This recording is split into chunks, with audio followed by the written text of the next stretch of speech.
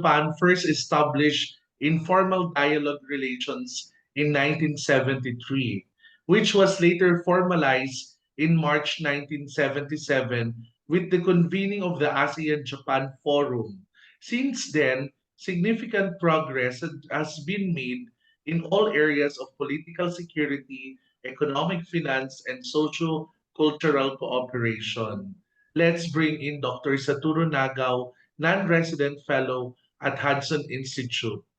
Thanks for joining us this evening. Thank you very much. Let's start the Global Affairs Insider. How relevant is ASEAN to Japan's foreign relations?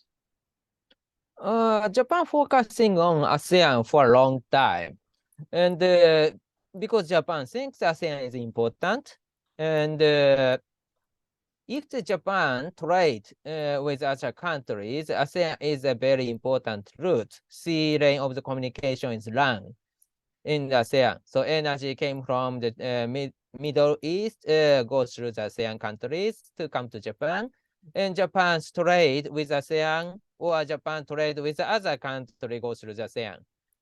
So if Japan set up the factory in ASEAN, Japan can send their product.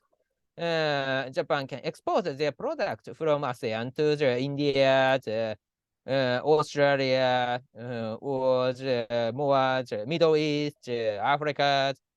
So ASEAN is very important geographically. But recently, China's rise is a matter of concern, and geographically, ASEAN is the center of the Indo-Pacific, which the concept Japan was a pioneer. So that means that more strategic meaning ASEAN is very important. So not only the economy, but also the security. ASEAN is very important recently. And the Indo-Pacific strategy is or the or Quad is a group of the country, influential countries, the Indo-Pacific except China, focusing on how to neutralize China's influence in ASEAN. So in my analysis, so that's why the Japan wish ASEAN will has enough level of influence, enough level of sovereignty. So ASEAN should be the more strong regional framework, regional countries, and do not depend on the relation with China. So China dominated ASEAN is not acceptable for Japan. It's a current Japan's concern towards the region. Well, thank you. In reference to what you stated earlier, what is your personal perspective or opinion on the current ASEAN status right now?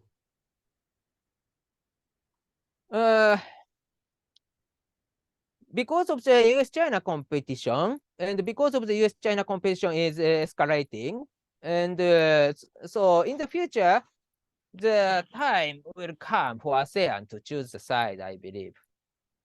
But from the US history, this is a very serious issue. Because the last 250, more than 250 years, US will not, US hasn't allowed any rival to survive in the past.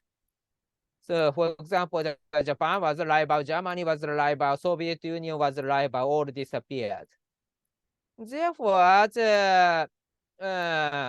in my opinion, in the future, if the US-China competition will escalate more, of course, US-China competition will be one shall stand and one shall fall. Under such kind of situation, if there are the countries who rely on the relation with China, for example, trade with China, supply chain came from China, then they depend on, they could be the passenger of the sinking ship. That's why the time will come to choose the side, I think. So ASEAN will be in danger, even if not now. And ASEAN, so ASEAN should take distance to trade with China, even if they need to trade with China. What areas of improvement should ASEAN-Japan relations further be enhanced? Well, ASEAN and Japan should collaborate, reduce level of dependence on China. Indeed, even if Japan rely on the trade with China, well, our supply chain is supply chain is supply chain came from China is very important for Japan. And so ASEAN faced a similar situation. ASEAN depend on the more in some case, but yes, in the past, we tried to promote the trade or economic connectivity with China. And so now China is arrogant, and China challenges the international rule, which relatively influenced by the United States. So that's why this relation with China is a problem. But that's why ASEAN and Japan should collaborate each other because we face a similar situation. Simply, currently the trade with China is beneficial at a certain level, but at the same time, because of this, our domestic industry has already destroyed because a factory in China produce more cheaper the products compared with a factory in our countries. So we need to re-establish our industry ourselves. And in this case, maybe friendly country could collaborate each other, and that is effective way.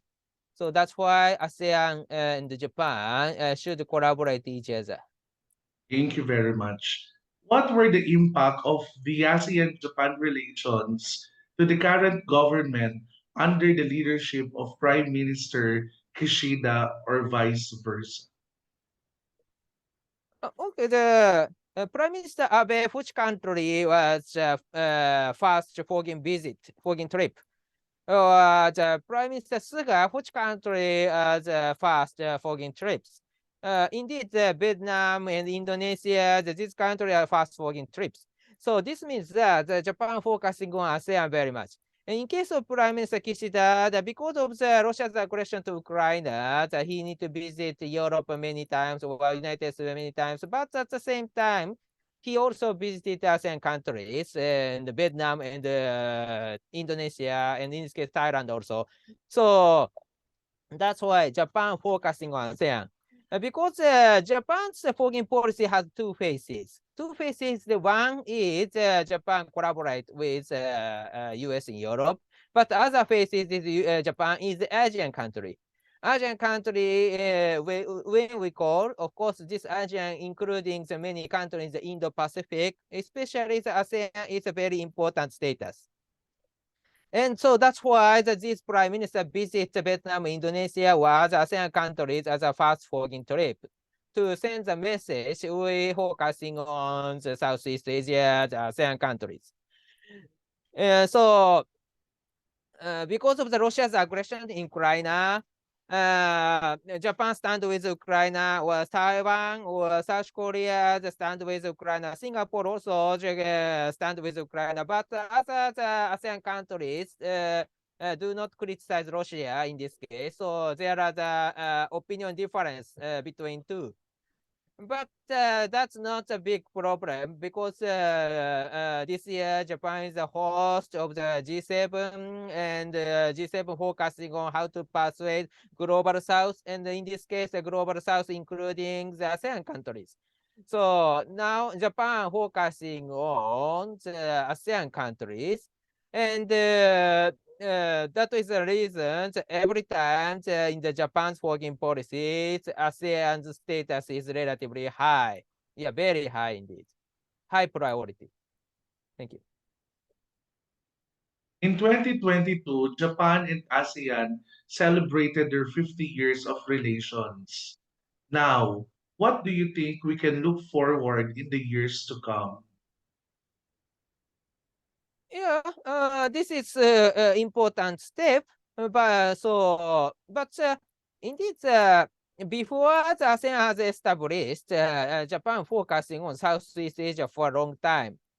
So it will continue the good relation, I think. Japan, ASEAN-Japan relations will be promoted. And now, under the new national security strategy, Japan published December 2022, Japan will start not only the ODA, Official Development Assistance, but also the OSA, Official Security Assistance. And Japan chose 4 countries as the first recipient, including 2 ASEAN countries, Philippines and Malaysia.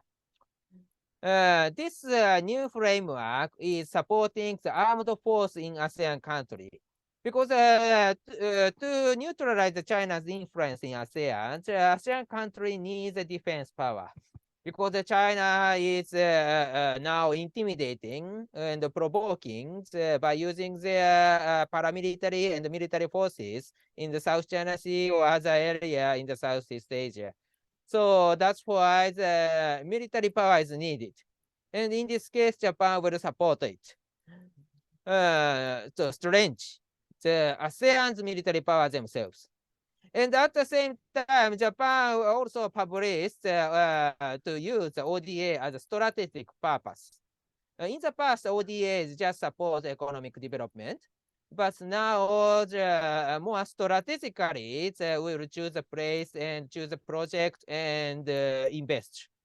So that's why to deal with expanding China's influence and to neutralize China's influence in ASEAN, Japan has the will to support Southeast Asian countries, ASEAN countries, through the ODA, OSA, or other framework. So next 50 years, it will be fruitful if the both sides, the ASEAN and Japan, has the will. And so I believe. Thank you.